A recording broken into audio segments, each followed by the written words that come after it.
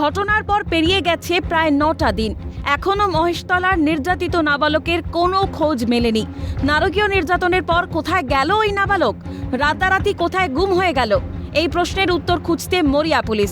শুক্রবার নিখোঁজ নাবালকের খোঁজে মূল অভিযুক্ত শাহেনশাহ ডেরা রবীন্দ্রগড়ের কারখানায় তদন্তে যায় পুলিশ। মূলত কারখানা সংলগ্ন এলাকা অত্যন্ত ঘিঞ্জি।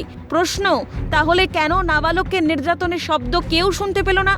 অন্যদিকে পুলিশি জেরায় শাহেনশাহর বয়ান অনুযায়ী মারধর করার পর সোমবার সকালেই ছেড়ে দেওয়া হয় নাবালক।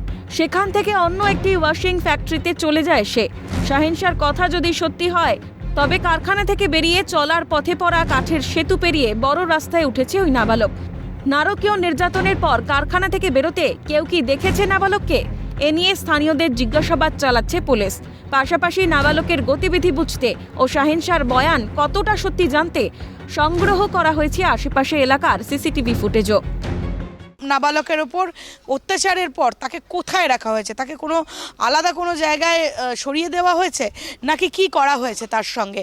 এই সমস্ত তথ্যাদি জানার প্রয়োজন রয়েছে পুলিশের। তারই মধ্যে পুলিশ গতকাল থেকেই সিসিটিভি ফুটেজ সংগ্রহ করার চেষ্টা করছেন। এছাড়াও স্থানীয় বাসিন্দাদের সাথে কথা বলছে পুলিশ। তার কারণ, সেদিন যদি নাবালক অত্যাচারের পর রাস্তায় বেরিয়ে থাকেন, অর্থাৎ এই কারখানা ভিতরে যে কারখানা রয়েছে সেই কারখানা থেকে সে যদি মূল পথে এসে থাকে, মূল পথ থেকে সে যদি কোনো রকম গাড়ি ধরে থাকে, তাহলে এলাকার বাসিন্দারা তাদেরকে দেখতে পাবেন। এরকম একটা জনবহুল রাস্তায় যে কোনোভাবে ওই অত্যাচারিত নাবালক তাদের চোখে পড়তে পারে। সেই কারণেই পুলিশ তাদেরকে জিজ্ঞাসাবাদ করছে, এমনটাই পুলিশ সূত্রের খবর।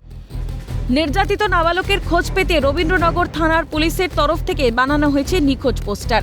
বিভিন্ন জায়গায় ছবি সহ এই পোস্টার ফরওয়ার্ড করা হয়েছে। ঘটনায় মুম্বাই থেকে গ্রেফতার করা হয়েছে মূল অভিযুক্ত কারখানার মালিক শাহেনশাহকে। পুলিশের জালে ধরা পড়েছে আরও 2 অভিযুক্ত ফিরোজ আলম ও আমিরুল মোহাম্মদ। রবিবার ট্রানজিট রিমান্ডে মুম্বাই থেকে কলকাতায় আনা হচ্ছে তাদের। আদালতে পেশের পর পুলিশি হেফাজতের আবেদন জানানো হবে। খবর পুলিশ সূত্রে। পুলিশি হেফাজতে রয়েছেন মোস্তাফা কামাল ও তৌহিদ আলম নামে আরও 2 ব্যক্তি।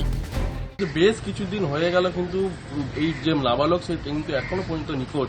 এখনো পর্যন্ত পুলিশ প্রশাসনের তরফ থেকে কিন্তু খোঁজ চালানো হচ্ছে। এখনো পর্যন্ত ওই নাবালককে কিন্তু উদ্ধার করা সম্ভব হয়নি। ইতিমধ্যেই রবীন্দ্রনগর থানার পুলিশ কিন্তু একটি ছবি, কিন্তু পোস্টার ছবি কিন্তু ইতিমধ্যেই কিন্তু জারি করেছে। সেই পোস্টার কিন্তু লেখা হয়েছে নিখোঁজ ব্যক্তির খোঁজ চাই। কিন্তু এই পোস্টারটি কিন্তু বিভিন্ন হোয়াটসঅ্যাপ গ্রুপ, বিভিন্ন মোবাইল মাধ্যমে, বিভিন্ন হসপিটাল, বিভিন্ন থানা, বিভিন্ন যে স্টেশনগুলি রয়েছে সেখানে কিন্তু ফরওয়ার্ড করা হয়েছে ইতিমধ্যেই। সব প্রশ্নের উত্তর খুঁজতে এখন ধৃতদের মুখোমুখি বসিয়ে জিজ্ঞাসাবাদ করতে চাইছে পুলিশ।